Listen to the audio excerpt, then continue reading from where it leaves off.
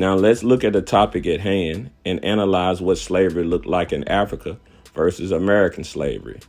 The basis of slavery. The main difference between the two is American slavery deemed enslaved people as chattel, meaning property, much like cows, horses, or any other livestock belonging to a person. They were not seen as humans.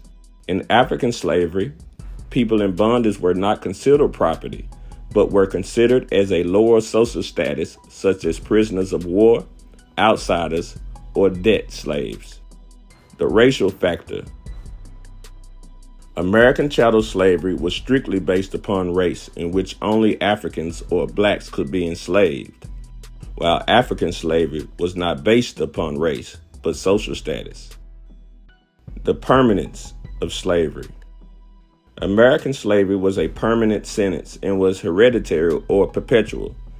This 1662 legal precedent set by Virginia stemmed from the Roman principle partus sequitur ventrum, meaning the status of the mother determines the status of the child.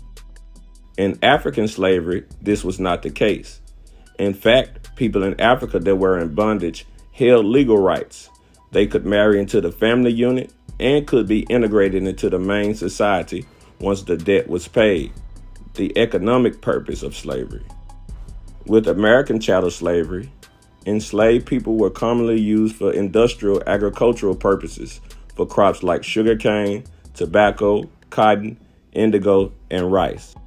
In African slavery, people in bondage were used for domestic labor, the military, or officials.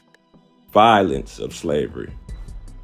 In terms of violence, American slavery was extremely brutal and dehumanizing.